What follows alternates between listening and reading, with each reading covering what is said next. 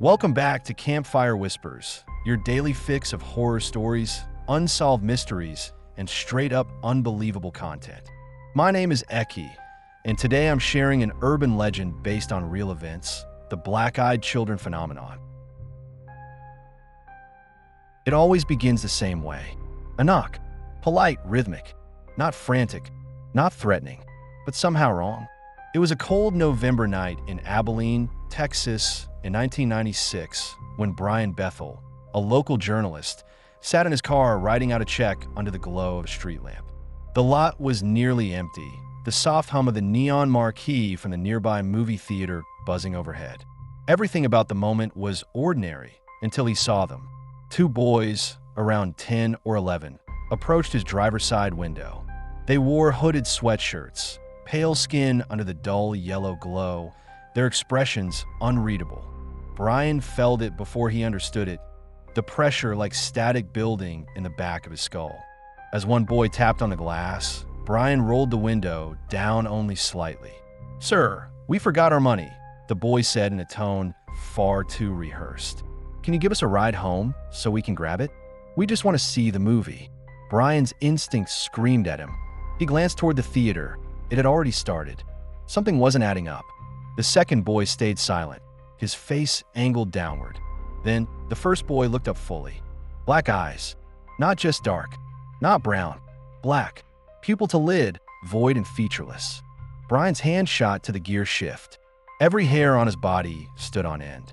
"We can't come in unless you say it's okay," the boy added, almost as if reading from a script. Brian didn't answer. He reversed so fast he nearly clipped the curb, tires screeching. When he looked in the mirror, the boys were gone. For years, Brian said nothing. Then, in a rare moment of candor, he posted the story online. He expected mockery, maybe silence. Instead, what he got was an avalanche. People from all over the country, then the world, began sharing eerily similar accounts. Encounters with children, always in pairs or small groups, often late at night or during storms. They wore outdated clothes. They asked to be let in. Into homes, into cars, always polite, always insistent, always with eyes that weren't human. The term black-eyed children spread like a virus, infecting forums, paranormal blogs, and later, YouTube. Skeptics called it an urban legend, a product of online storytelling. But too many people were certain. Too many described feelings of suffocating dread, of irrational panic, of time seeming to warp, the air turning still and thick. In 2004, an elderly couple living in rural Vermont recounted a disturbing night during a blizzard. A knock came at 2:17 a.m. The couple hesitated but opened the door to find two children, a boy and a girl, dressed for autumn, not snow. Their expressions were blank. "We need to use your phone," the girl said. "Our parents will be here soon." The couple reluctantly let them in. That's when everything changed. The husband, a robust man in his 70s, suddenly felt dizzy, his vision blurry. Their cat, normally aloof, screeched and bolted into the bedroom. The children sat motionless on the couch, staring at the floor. The woman offered them cocoa. The girl declined without looking up. "Our parents are almost here," she repeated. Then the power went out. Complete, unnatural blackness swallowed the house. The air felt charged like just before a lightning strike. Minutes passed. Then, headlights, an old black car pulled into the driveway. Without a word, the children rose and walked outside. At the door, the boy turned and said, "Thank you for letting us in." The man suffered severe nosebleeds for weeks after. The woman developed sudden skin lesions. Their cat was found dead in the laundry room 2 days later, its eyes missing. Reports trickled in over the years. The locations varied: Texas, Vermont, even London. The victims all described the same thing: children asking to come in, a sense of dread, malfunctioning electronics, nosebleeds, nightmares. Some claimed the children vanished if you refused them.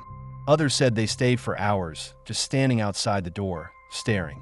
And always the eyes. They say the eyes are windows to the soul, but the black-eyed children have none. A retired police officer in Oregon recalled a domestic disturbance call to a suburban home in 2013. The homeowners had barricaded themselves in the bedroom. When he arrived, they were hysterical. They kept saying, "Don't open the door. Don't let them in," he recounted. "I thought they were just high or drunk." But then he saw the front door, wide open, and on the welcome mat, a single child's shoe still warm to the touch. Later, reviewing his dash cam, he found the last 2 minutes of footage corrupted. The audio, however, remained. In it, a child's voice. "You looked at me. Now I can come in." There's no scientific explanation for the phenomenon. No physical evidence has ever been recovered. But those who experience it are never the same. One man, a war veteran from Nevada, began hearing whispers in his home after refusing entry to 2 children. Whispers that mimicked his late wife. He vanished 3 months later, leaving behind a single note. They found another way in.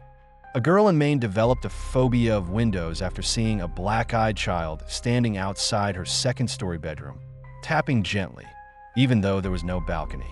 In many stories, once you let them in, you're marked. The illness comes next. The hallucinations. Sometimes death. A few claim to have survived full encounters. In 2018, a woman in Northern Ireland reported letting a teenage girl into her apartment during a hailstorm. The girl said her mother would be there soon. The woman offered tea, but the girl just sat still, smiling faintly.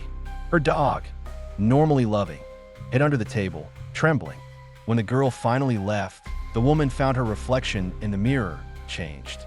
Her eyes seemed darker. Not quite black, but not as they had been. Over time, she became reclusive. Friends say she aged rapidly, and by 2022, she'd vanished entirely. Some say the black-eyed children are ghosts.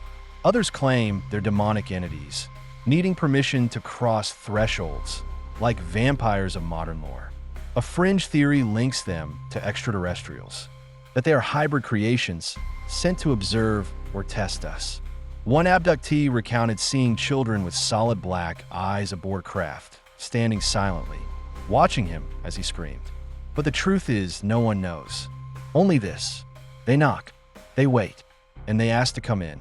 If you ever hear it, 3 soft knocks at your door just after sunset, and see children standing motionless beneath your porch light, don't speak to them.